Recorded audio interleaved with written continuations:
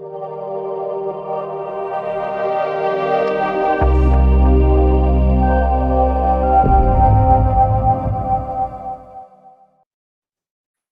to the Honolulu, Hawaii Housing Report. I'm Patrick ONeill, Principal Broker at Luxury Homes International. And with me today, as always, President of TZ Economics and one of Hawaii's leading economists, Mr. Paul Brewbaker. Paul, great to see you again. Aloha, Patrick.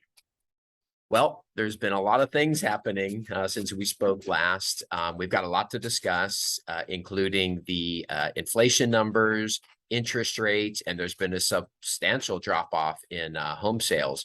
But let's start with inflation. So, and these are federal numbers. The previous month we were at 9.1, yesterday's figure at 8.5. Maybe it's a result of the drop of energy prices. What do you make of the news? What does this mean to consumers in the economy? And do these numbers track in Hawaii, or do we have a different set of inflation rates?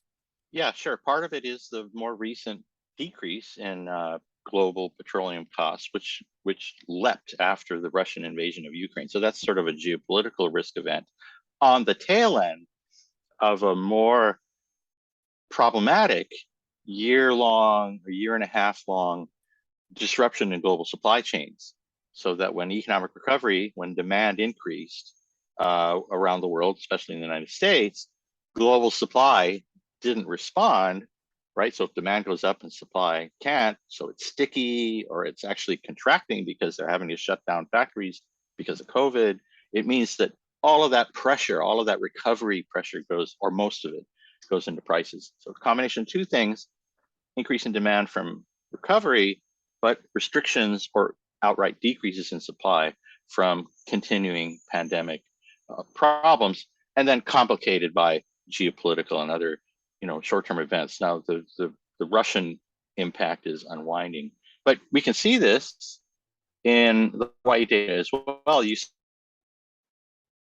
see, looking at it is in terms of an alternative measure to the CPI, which is called the GDP deflator, a measure the Fed likes to use, by the way. And for Hawaii, you can see how that deflator was moving up at a steady, like an escalator, at a steady 2% per annum rate of inflation, consistent with the Fed's target, until about a year ago when it got way off track. And there's an additional 5 percentage points of inflation in Hawaii. Our inflation rate is the 2% of underlying trend plus 5, or 7% inflation rather than the 8 or 9% inflation you measured, which is true in the national data. But the same kind of general profile, an abrupt increase after economic recovery began and demand outstripped supply. Hawaii's a little behind the nation in terms of recovery, and therefore the inflation rate hasn't risen by as much in Hawaii.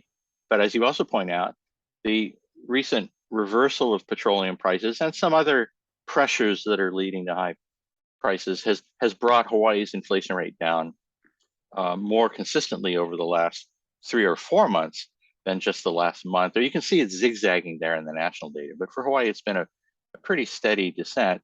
And that's consistent with a slide I haven't updated for yesterday's data, but from July's data, you can see if you just look at the top items in Hawaii's inflation components, it's motor fuels, it's food, and it's vehicles, because of the shortage of semiconductors. Another one of those global supply chain disruptions that has impeded automobile manufacturing, among other things, and left the demand for autos growing faster than the supply can keep up. Paul, can you bring up that slide one more time? Because I want to point out one thing that I think is important. Hopefully that housing costs are not contributing to that. No, and hopefully it's not just important to me, but the very last line, I see that alcoholic beverages have dropped. So that's good news. Okay, so I just want to give cred to the Fed for all that they're doing. I should add one thing. In the new data, you'll see in the footnote, I had to exclude medical care because it's not continuously available. But if you read Andrew Gomes' reporting in this morning's Star Advertiser, Honolulu Star Advertiser, he correctly observes that the top two components, fuel and food, are complemented by a third component, which was reported in the July 2022 urban Hawaii inflation rate, and that's medical care costs coming in at about 9.6%. It's not always available, but most recently it was, and it was in the data. I'll repeat Okay. what I mentioned a second ago, that if you look at housing costs, whether it's rent or the owner's equivalent rent of residences, those numbers are relatively low. They've crept up a little more recently because, you know, we're at the tail end of a little bit of a step up in home prices over the last couple of years. That's looks like it's over now. But this has not been primarily an inflation event involving the cost of housing. And you've said multiple times and you just said it again, the causes of inflation right now, consumer demand, supply chain, the Fed's actions, will they really affect those? And are they having an effect? Could they It's a say problem. we're at 9.1, we're at 8.5, see what we're doing is working? Or I wish I could show, I have a zillion slides that illustrate this and we'd go down a rabbit hole. But the bottom line is that there are two roughly equally important forces at work. One on the demand side of the economy, which is people coming out of their caves, returning, you know, to dining out and economic activities in which they engaged pre-COVID. So that recovery, travel, that recovery, increasing aggregate demand, puts upward pressure on the price level. But on the supply side of the economy, things have not been as elastic, as responsive. They've been hung up. And in particular, global supply chains have been disrupted by the fact that COVID subvariants come and go. They hit the factories in China. One day, the container ships are piled up in a traffic jam. On another day, you know, all this stuff has been going on that's disrupted the supplies. And you can see it across the commodity space, not just food, which we talked about. You see it in building materials, you see it in metals, all across the commodity space, grains. And then on top of that, geopolitical events, the Russian invasion of Ukraine in particular, which instantaneously created a bit of a supply shock. Those things will abate on their own. The supply side is just businesses trying to figure out how to get back in action. That takes a while after a huge disruption like a global pandemic. But on the demand side, where the Fed has some tools, you know, can throttle up and throttle down with interest rates, they're trying to hold back some of that excess demand. In particular, the only thing they can really, you know, manage directly by raising interest rates and dampening investment demand to the extent that it responds to those interest rates. okay, well, let's talk about interest rates then. You bring that up. What will the impact be now of this new number coming down slightly? The Fed was expected to raise another 75 basis points at their next meeting. Maybe it's going to be 50, whatever. What's happening with rates now? What do you see going forward? You know, they're on a roll here, and we'll just go right to that next slide. You know, this is what they're telling us they're going to do. That elevator jump in the overnight interbank lending rate, the Fed funds rate, that's their target for monetary policymaking. And you can see the rest of the term structure of interest rates. I highlighted the 10-year, the 2-year, the 10-year, the 30-year. All of those longer term rates launched in anticipation of the Fed's tightening of the overnight rate. Let me say that again.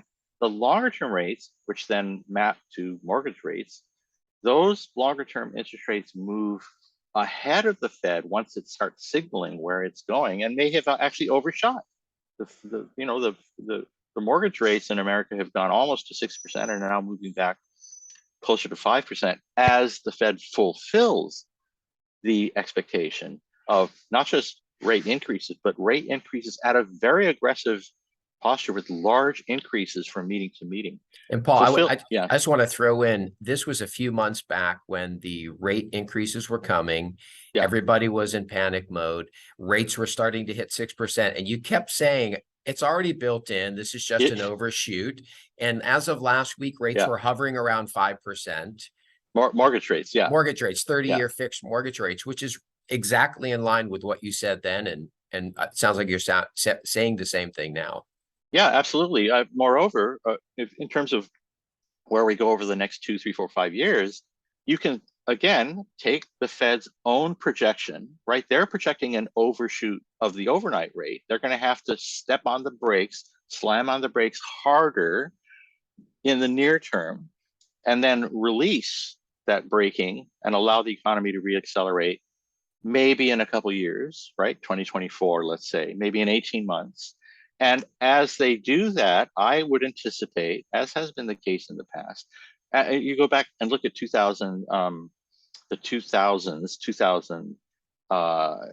2007, you can see just this, a tiny sliver of it, where if you think about where the Fed is going and you listen to where they say they're likely to go, the market rates are going to move there more readily if the Fed's commitment to its policy and guidance is credible, which I think it's fair to say it is. And so mortgage rates and then these longer term treasury yields will go to an architecture, a term structure as it's called, that's consistent with this longer term expectation of the Fed itself that the overnight rate in equilibrium in a range of 2 to 2.5% is probably in the right range. And we might suggest that a 10-year yield in a range of, 2.5 to 3% might be in the right range. And let's say we had a 3% handle on a 10-year or 7-year treasury note yield. And in normal times, the risk premium for mortgage lending is about 175 basis points. Well, 3 plus 1.75, which give you an equilibrium, a long-term equilibrium mortgage rate in a 2% inflation environment, which is the Fed's goal, of about 4.75, or say broadly, which is 4.5 to 5%, which is a great rate historically. 5% is a great rate. It's a great rate. It's a fair rate. Mm-hmm. It takes into account risk, as I say, and it's not far from where we are now if you think you need to wait, and not far from where we are now if the benefit of waiting is not worth the fact that you need to get your family into a house. So I'm just saying, refi later maybe, but we're not as far away from the end. We're just going to have to wait over the next year or two to see if the Fed's expectations are fulfilled. Right. Okay. Well, let's take a quick break. And when we come back, we're going to talk about there's been a big drop off in sales, and partially due to the rate increases we just talked about. But we'll just take a real quick break and we'll be right back with economist Paul Brewbaker. Stand by. Cool.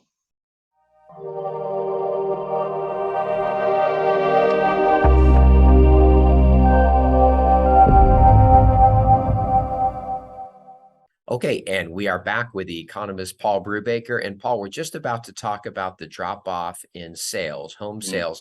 But I just wanted to go back to the conversation we're having about interest rates, just to look at it from a historical perspective. These are you can see the top line is the 30-year fix from Freddie Mac as of the 4th, hovering right around 5%. And if I look at it from even a little bit of a longer term perspective, we can see that 5% looks pretty darn good. Historically, going back to 1972, we'd like it to be lower, but that's pretty good, isn't it? Well, and as we just guessed, in an educated way, 4.5 to 5%, which you can see was prevailing for most of the last decade, is probably a fair, guess at the range that would be likely in the long-term equilibrium where the Fed's inflation goal has been achieved. Okay, well let's jump into, because I think this was also the other big headline now. What's been happening in the housing market? So we're going to take a look now at the most recent statistics released by the Honolulu Board of Realtors, and I thought we would start with closed sales.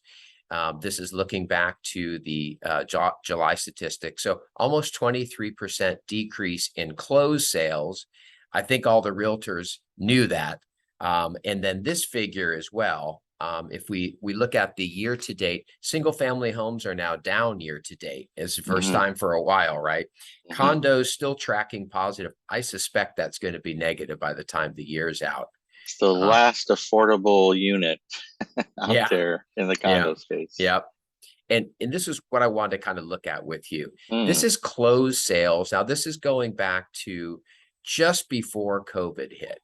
And if I go back in time to this end of 2019, all indicators seem to show the market was going to start to cool off here. We had been in the longest economic expansion, the longest home price expansion in US history, and we started to see it drop off. Do you suspect that closed sales will go back to somewhere where we were in 2019?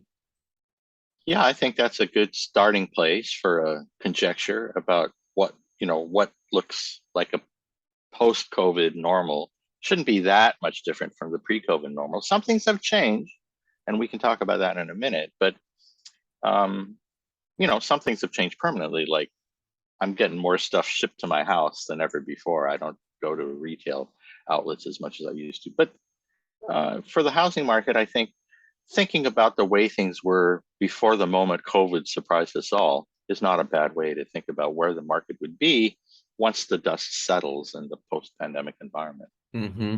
And the interest rate certainly had an impact on this closed sale figure that we're looking at. Do you think it's also just this vague uncertainty about the economy? Yeah, right now I'd say there are four factors at work. One is the interest rates that are already at work, the rise in interest rates that are dialing down the housing demand. A second factor is the uncertainty, right? There's a lot of uncertainty. Is there going to be a recession? Is there already a recession?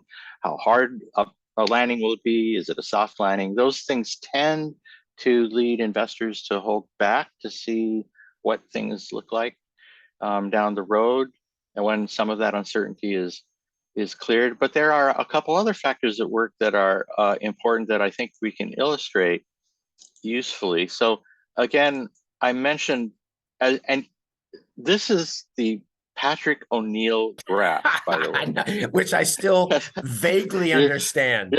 Well, I'm going to show it enough times that you finally get it. But you asked me, so I got to blame you here. You asked me if this wasn't some simple way to show the inverse relationship between mortgage interest rates and sales volumes. To And see so if there are times when there are high interest rates, but also high volume of sales, low interest rate, low volume of sales. That was my question. Yeah, it's as you posed the question, it's more complicated than a simple straight line relationship where high rates mean low sales and low rates mean high sales, although that's clearly the general tendency.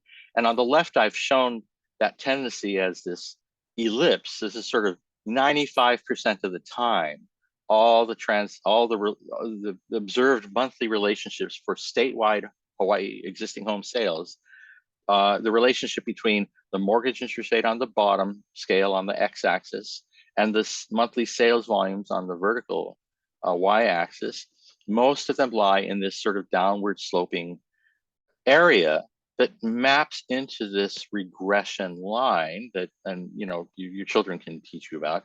But so that's that mortgage interest rate factor. We've got the uncertainty factor about the recession or not. Then there's a dynamic factor, the way the market actually works when you connect these dots, right? These dots each month has an observation, but they form a chain. This is your life since 2008 as a realtor. And you can see that at the beginning of the 2008 recession, we had an arc down in the bottom right-hand corner that looked like that. And then a bunch of years in between, the 20 teens, which were pretty much along the downward relationship in the center of the ellipse. And then after COVID, we had a moment with a really low interest rate. And from the spring of 2020 to the summer of 2021, we had this remarkable increase in sales volumes at those low rates, this huge jump in sales volumes. And now, most recently, as interest rates went back up, did sales volumes go down? No. They waited, they persisted, they held out until April, and suddenly we have this hard right turn. With your animated graphics, With my animated graphic, bro. Thank you. Check it out. Let's go back to the slide you were showing me from the Honolulu Board of Realtors, only I have seasonally adjusted the data. I've taken out the fact that in January, February, sales tend to be lower than in June, July, August. And when you smooth out those seasonal bumps, you still get a bumpy time series, but you can clearly see that the post-COVID sales jump was unique. to the post-pandemic moment. Something happened in that moment, in those 12 to 15 months from the spring of 2020, when everybody came out of their cave and and to the summer of 2021, when everybody had been vaccinated. And subsequently, I mean, and so that the third factor is that that was an anomalous factor. The pandemic was an anomaly. And as you say, normal a la 2017, 18, 19 is something like you see here, this plateau at the end of the 20 teens, where you think, oh my gosh, the expansion has been going on for 10 years. It could go on forever. You know what I mean? And except for pandemic. Mhm. And look where we are right now. We're going right back to that zone. Now the zones, you know, on a statewide basis, the zone's probably 700 to 800 sales per month on a seasonally adjusted basis. And so we've entered the zone. How far down will we go? Will we go below? Well, we went below the zone in the last recession. If you looked back at 2010, 11, 12, it would be, you know, sub 700 units. But I think this general point that well, let me just see if I have another thing. We can skip that for the moment. That we're seeing four factors: rising interest rates, uncertainty, the burning off of that post-COVID surge in housing demand. Where did that come from? People not having to commute to work as much anymore, deciding to live in a different place. Maybe they could work remotely from another state entirely. Maybe they could move to the North Shore or Hawaii Kai from the condo that was closer to downtown, etc. And finally, this dynamic effect I talked about, the animated effect of the clockwise circular moment in this space, that this ellipse is literally kind of a swirling maelstrom of economic activity, which, in addition to these other factors which come and go, is just the way the dynamics work, right? Not everybody responds on the same day to a change in the interest rate environment. Some people quit and other people think it's the last chance to do something, Oh, very etc. interesting. Yeah, I finally got your chart. I appreciate it. I think it was the animation. It definitely was. So well done. Credit where credit is due. You asked me to make up the slide, and I finessed it most recently for the Hawaii Island Realtors Association. Okay. Well, you're welcome.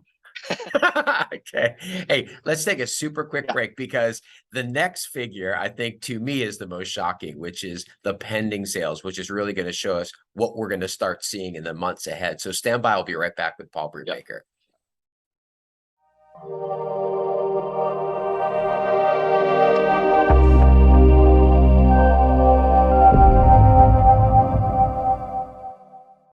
And we're back with economist Paul Brewbaker. And Paul, we're just about to take a look into the future of what the pending sales hold. So let me go back, and I'm going to pull up the Board of Realtors statistics. Okay. And these are pending sales. And this, I thought, was the most dramatic number I saw on here. Down 31.4% single family homes, condos down 26%. I think every mortgage broker, escrow officer, realtor in Hawaii is feeling this right now. What does this say to you? What do you think about where we're heading in this?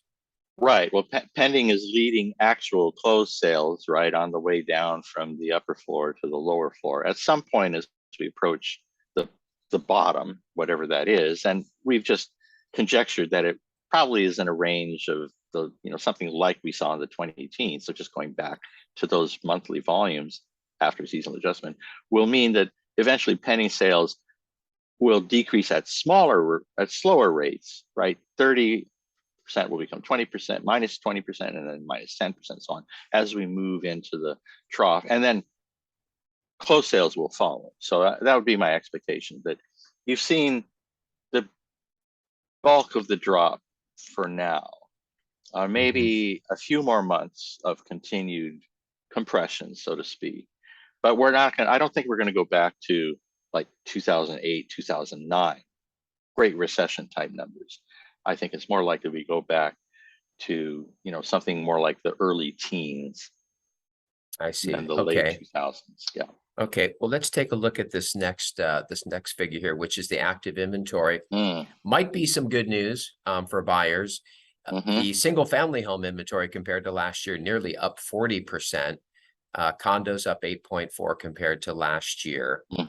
And I think I've got to, we're gonna take a look at a chart here. So this is the active inventory. Again, we're going to kind of go back to this pre-COVID moment to look at where we are today. And I've circled it here. Yeah.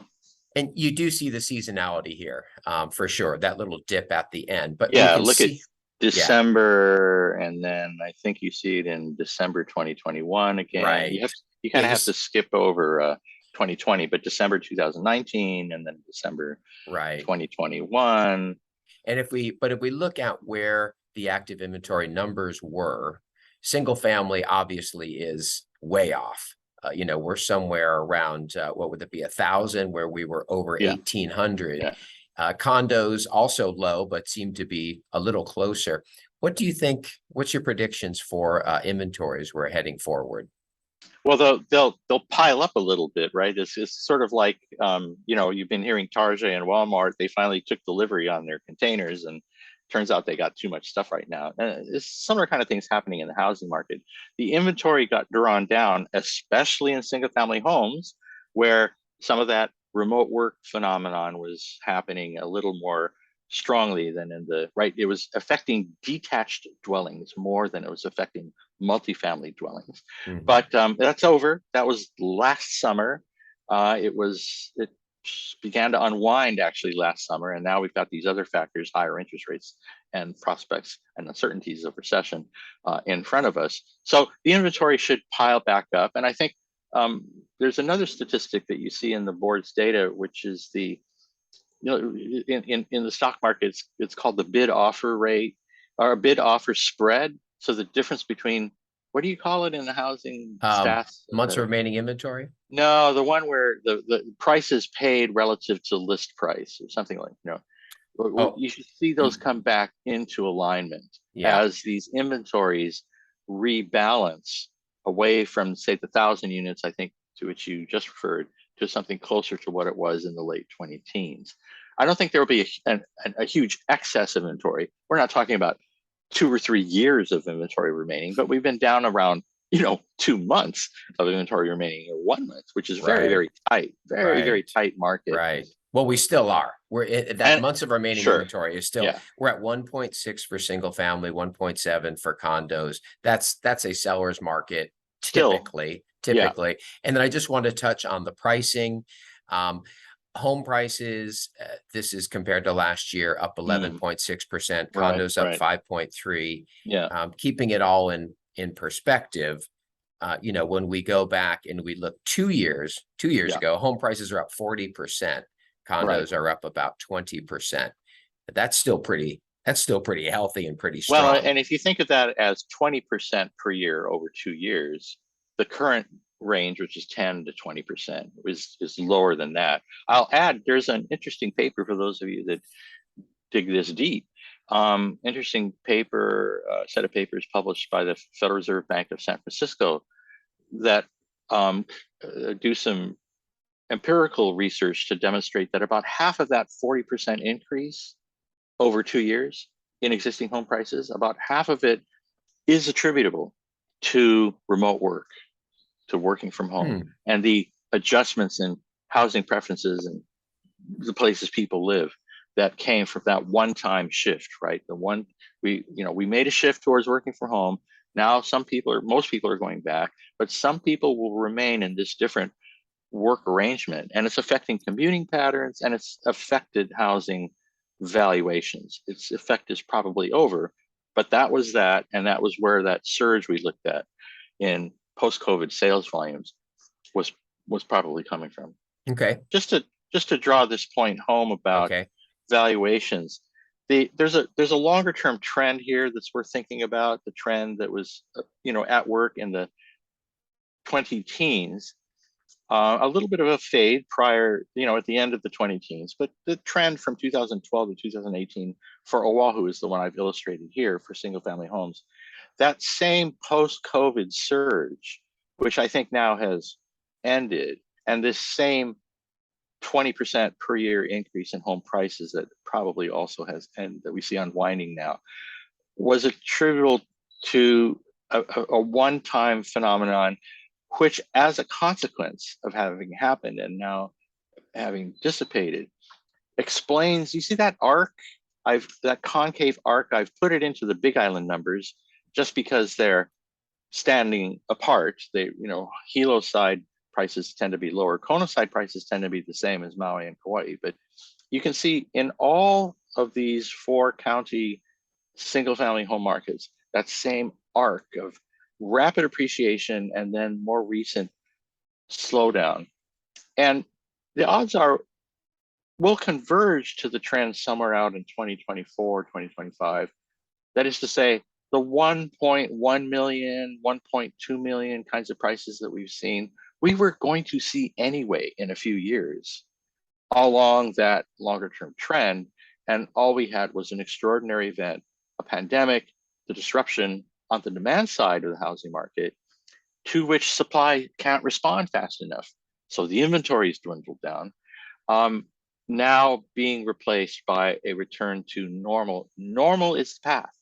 Normal is the trajectory, not a particular price per se. So when people freak out about 1 million, I'm here to tell you, it's already over 1 million. It's not going back to 1 million. The path is the thing you need to think about. And if we feel we have a housing problem, solving the housing problem, which is making more of it available. Yes. Yeah.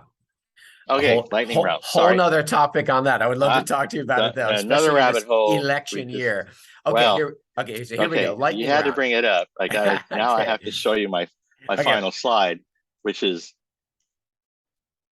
not that one, but the good old days. There it is. Isn't that classic?